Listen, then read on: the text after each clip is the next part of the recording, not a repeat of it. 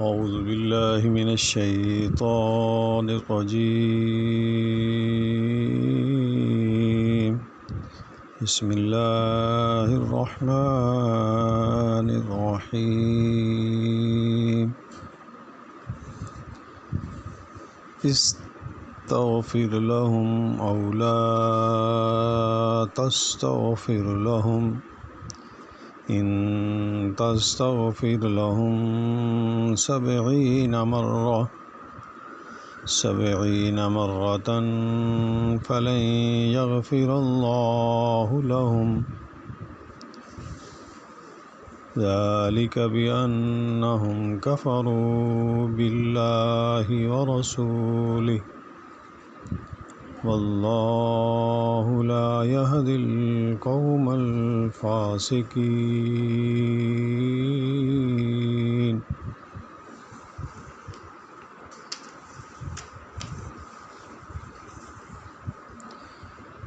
ان کے لیے تو استغفار کر یا نہ کر، اگر تو 70 مرتبہ بھی ان کے لیے استغفار کرے تو بھی اللہ انہیں ہرگز نہ بخشے گا۔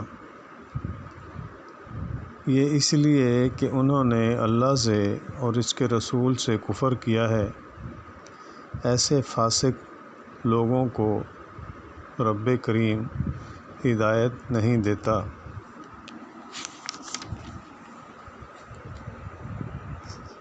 70 کا عدد مبالغے اور تکبیر کے لیے ہے، یعنی تو کتنی ہی کثرت سے ان کے لیے استغفار کر لے۔ لفظ سن رہے ہیں آپ لوگ؟ یعنی تو کتنی ہی کثرت سے ان کے لیے استغفار کر لے۔ اللہ فرما رہے ہیں نبی کو، اور نبی ان کے لیے دعا فرما رہے تھے۔ ہم اپنے گروان، اپنی حیثیت، اپنا وزن چیک کریں تو اگر یہ آیت ہمارے لیے ہو تو کیا ہوگا؟ کون سی چیز ہمارے اندر نہیں ہے جو ان لوگوں کے اندر تھی اور ہمارے اندر نہیں ہے؟ اللہ تعالیٰ فرما رہے ہیں کہ تو 70 مرتبہ، مطلب 70 سے زیادہ کرنے کا مطلب نہیں ہے۔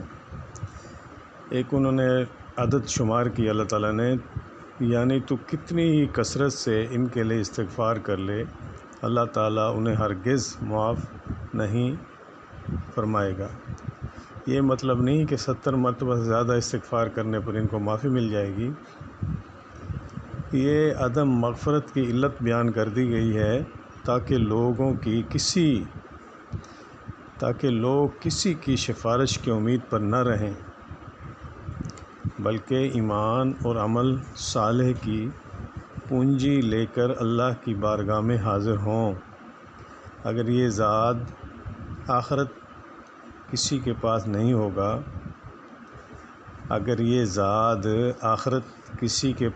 ہوگا تو ایسے کافروں اور نافرمانوں کی کوئی شفاعت ہی نہیں کرے گا، اس لیے کہ اللہ تعالیٰ ایسے لوگوں کے لیے شفاعت کی اجازت ہی نہیں دے گا۔ اب کافر تو ہم سارا دن کہتے ہیں جی وہ کافر ہے، انڈیا والے کافر ہیں، فلانے کافر ہیں۔ نافرمانوں کو آپ کیا کہو گے؟ کلمہ تو پڑھ لیا ہم نے، ٹھیک ہے، 50 سال سے ہم نے نماز نہیں پڑھی، اگر کوئی 1 2 10 پڑھ بھی لیے ہیں تو وہ بھی سنت کے مطابق نہیں ہیں، وہ بھی ولیوں اور اماموں اور جو کچھ کسی نے سمجھایا ان کے بڑوں نے اس کے مطابق۔ اب آپ مجھے بتائیں، اگر نماز ہی پہلا سوال ہے اور نماز ہی صحیح نہیں ہے، مثال کے طور پہ اللہ کے نبی صلی اللہ علیہ وسلم فجر کی نماز بہت اندھیرا ہوتا تھا اس میں پڑھاتے تھے، جب صحابہ کرام نکلتے تھے تو ایک دوسرے کو غور سے دیکھا جاتا تھا، پوچھتے تھے بھی آپ فلانے ہو؟ اور ہم لوگ جو فجر کی پڑھتے ہیں تو بالکل سفید دن نکلا ہوتا ہے۔ جیسے ہماری مسجدوں میں سحری کھا کے رمضان کی پڑھی جاتی ہے نا اندھیرے میں، ایسے عام روٹین کی اللہ کے نبی کی نمازیں ہیں فجر کی۔ ظہر کی آپ دیکھ لیں، جیسے ہی سورج ڈھلتا ہے 12:15 12:30 1 بجے نماز کا ٹائم ہو جاتا ہے، وہ جا کے 2:30 بجے پڑھتے ہیں۔ وجہ پوچھ لو، کوئی وجہ ہی نہیں ہے، کوئی وجہ ہی نہیں ہے۔ اب نماز عصر کی دیکھ لیں، عصر کے لیے حکم یہ ہے کہ لال سورج ہونے سے پہلے پڑھنا ہے آپ نے۔ کسی کی تھوڑا نماز ہے، کسی جماعت کی، کسی فرقے کی تھوڑا جماعت ہے، نماز تو اللہ کے نبی کی ہے، اس کو بھی ہم تقریباً 5:30 پونے 6 بجے آج کل پڑھ رہے ہیں، لال سورج تقریباً ہو جاتا ہے۔ اچھا، اس کے بعد مغرب کا یہ ہے کہ جیسے سورج غروب ہو جائے نماز شروع ہو جائے تو اس میں بھی ہم کچھ ٹائم لے جاتے ہیں، جیسے روزہ کھولنے میں لے جاتے ہیں۔ ایک حدیث ہے، حضرت بلال کو اللہ کے نبی فرماتے ہیں، بلال دیکھو سورج غروب ہو گیا۔ وہ تھلی بنی ہوتی تھی نا مسجد نبوی میں چوترا سا بنا ہوتا تھا، اس کے اوپر چڑھ کے نا دیکھتے تھے۔ تو 2 دفعہ اللہ کے نبی نے فرمایا دیکھو، انہوں نے کہا جی نہیں غروب ہوا۔ تیسری دفعہ فرمایا دیکھو نہیں، دوسری دفعہ فرمایا، جب تیسری دفعہ فرمایا تو سورج غروب ہو گیا۔ آپ نے ستو گلاس پی لیا، نوش فرمایا اور روزہ کھول لیا۔ اس کے بعد نماز کھڑی ہوگی، اس میں بھی ہم لوگ 5-7 منٹ لے جاتے ہیں لیٹ کرنے میں۔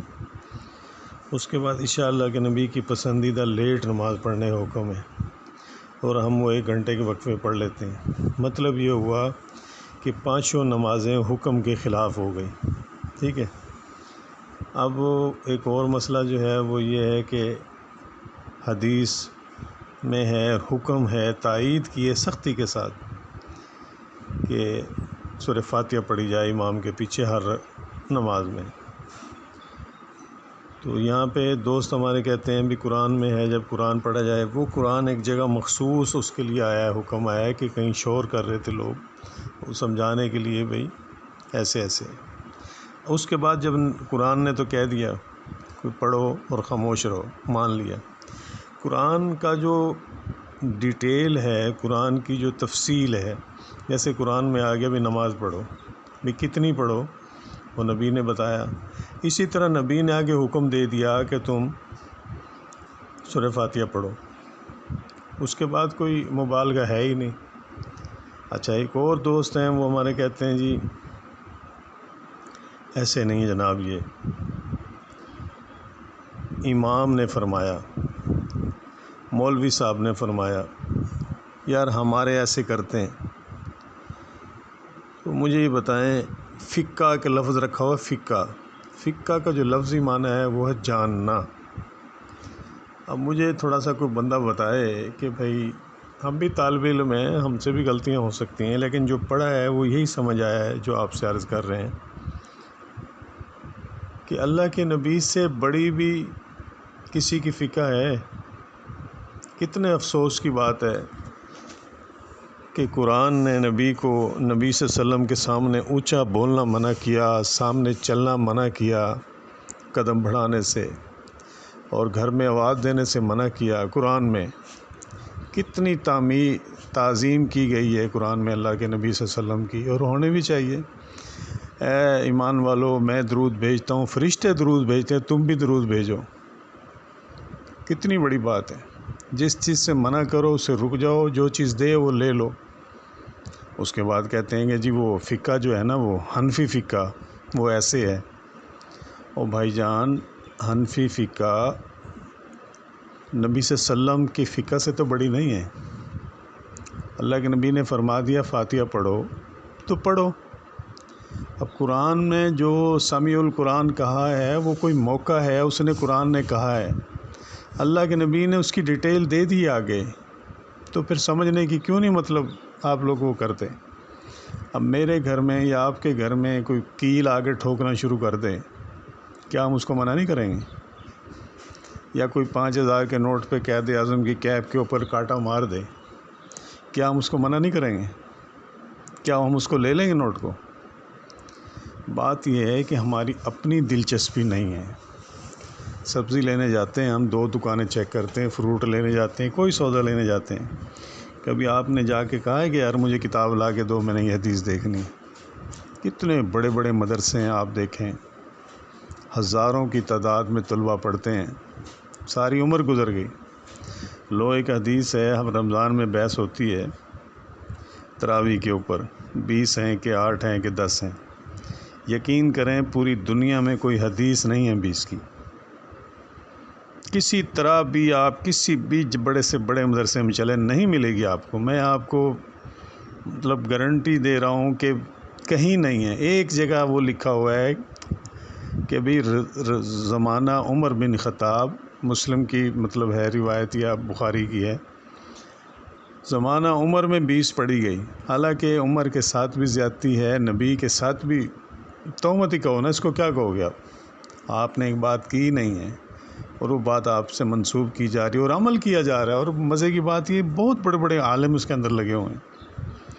اچھا، ابھی پچھلے جمعے ایک صحابی دوست یہاں پڑھا رہے تھے جمعہ، صحابی کہہ رہا ہوں نعوذ باللہ، عالم صاحب پڑھا رہے تھے. وہ کہتے ہیں یار اگر نہیں ہے حدیث مثال کے طور پہ 20 رکعت کی تو 20 پڑھنے میں تو فائدہ ہے، زیادہ ہی پڑھ رہے ہیں آپ دیکھیں. تو پھر بھائی آپ ظہر عصر کی بھی 2 رکعتیں بڑھا لیں. ہم نے تو بھائی حکم کی تعمیل کرنی ہے نا. اور منبر رسول پہ بیٹھ کے کہہ رہے ہیں یار اگر نہیں بھی حدیث ہے تو ہم زیادہ پڑھ رہے ہیں، ثواب ہی ہوگا. ابھی کل پرسوں جو یہ آیا عاشورہ آیا، اس کا ذی الحجہ آیا تو ذی الحجہ میں وہ کہہ رہے ہیں بھی اللہ اکبر اللہ اکبر اللہ اکبر لا الہ الا اللہ اللہ اکبر اللہ اکبر للہ الحمد. اس کو کہہ رہے ہیں ایک دفعہ پڑھنا ہے، زیادہ منع ہے یہ. تو میں نے ان سے عرض کی، میں نے کہا حاجی صاحب اگر زیادہ پڑھیں تو اس میں ثواب ہے. کہہ رہا نہیں، حکم 1 دفعہ کا ہے. بھئی یہاں حکم 1 دفعہ کا ہے اور وہاں حکم 20 رکعت تراویح کا لگایا ہوا آپ نے. تو ایک لائن ہے مسلم میں، بخاری میں، اس میں یہ لکھا ہے کہ وہ کاذبہ متفق علیہ اور ضعیفہ ہو. آپ منگوا لیں اگر آپ کو دلچسپی ہے. دنیا کو میں چیلنج کر رہا ہوں، پورے پاکستان کے مدرسوں کو چیلنج کر رہا ہوں، اگر ہے تو بھائی ہاتھ جوڑ کے ہم بھی پڑھ لیں گے، کوئی لڑائی نہیں ہے ہماری. اچھا، اس میں یہ لکھا ہے کہ جس سے میں نے روایت لی ہے وہ وقت کا صحیح بندہ نہیں تھا اور یہ سب کا اجتماع ہے، ساروں کا مطلب سب کا اتفاق ہے کہ یہ ضعیف ہے اور اس پہ عمل نہیں کرنا. یہ لکھا ہوا ہے ضعیف ہے، ضعیف کا مطلب عمل نہیں کرنا. یہ عمر کے نام سے انہوں نے منسوب کیا ہے اور کتاب والے امام نے لکھ دیے، کلیئر کر دیے، اس کے باوجود نہیں مان رہے، اسی پہ لگے ہوئے ہیں. اور ایک بندہ ان پڑھ ہے جس کو پتہ نہیں، چلو اس کا تو ٹھیک ہے بھائی، اس کو پتہ نہیں. جس کو پتہ ہے کہ نہیں ہے پھر بھائی کس چیز کی ضد ہے؟ بولتے ہیں جی وہ اہل حدیث جو ہیں وہ پڑھتے ہیں، دیوبندی نہیں پڑھتے، بریلوی نہیں پڑھتے، دوسرے تیسرے نہیں پڑھتے. یار یہ نام ہمارے رکھے ہوئے ہیں، ہم نے قرآن حدیث پہ چلنا ہے، ٹھیک ہے؟ ہم نے کسی سے تھوڑا وہ کرنا ہے. یہ نام ہمارے دنیا کے رکھے ہوئے ہیں.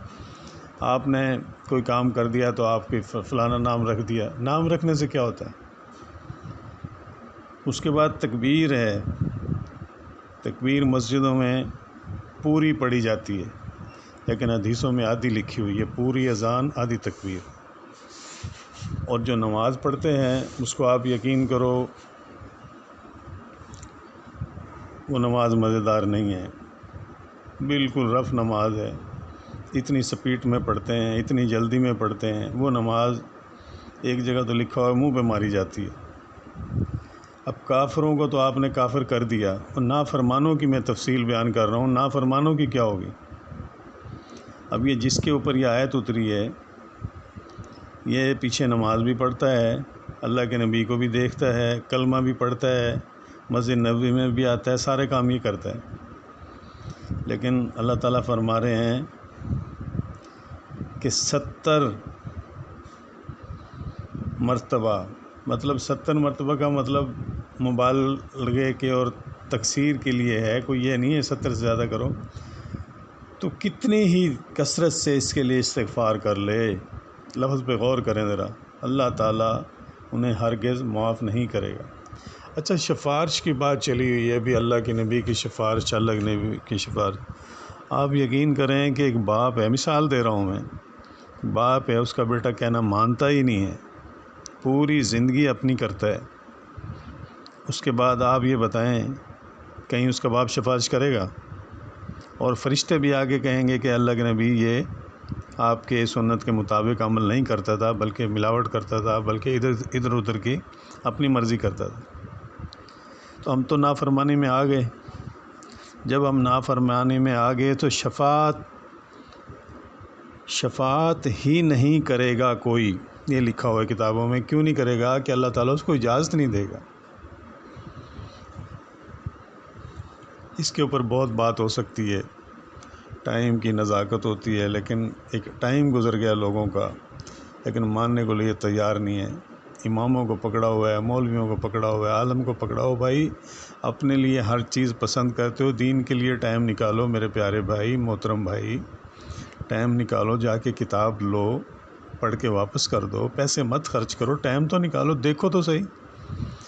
ان 5-10 ہزار روپے تنخواہ لینے والے کے مولوی کے پیچھے آپ نے پوری زندگی گزاری ہوئی ہے، اور چلے جا رہے ہیں. کیا جواب ہے ہمارے پاس جب ہم اتنا پیار نبی سے کرتے ہیں؟ بالکل کرتے ہیں، لیکن اس کا کہنا کون مانے گا؟ میں نے جو دیکھا ہے نا جی، ایک اہل حدیث کی نماز سکون والی نماز ہے، یا شیعہ کی نماز سکون والی نماز ہے. اب شیعہ جس کو بھی مانتا ہے، صحابہ کو گالی دیتا ہے، غلط ہے، نعوذ باللہ. حدیثوں کو نہیں مانتا، نعوذ باللہ، غلط ہے. حج عمرے کو نہیں مانتا، نعوذ باللہ، غلط. جو باتیں ہیں وہ غلط اپنی جگہ ہے. میں صرف ایک نماز کی سمجھانے کی کوشش کر رہا ہوں. صرف نماز میں اگر آپ ان کو دیکھو گے تو نماز سکون کی پڑھتے ہیں. اہل حدیث نماز وہی پڑھتے ہیں جو خشوع خضوع کی نماز کا حکم ہے. اب نماز اگر ان کی صحیح نکل آئی، مثال کے طور پہ، کیا پتہ اللہ ان کو بخش دے اگر نماز سکون کی نکل آئی.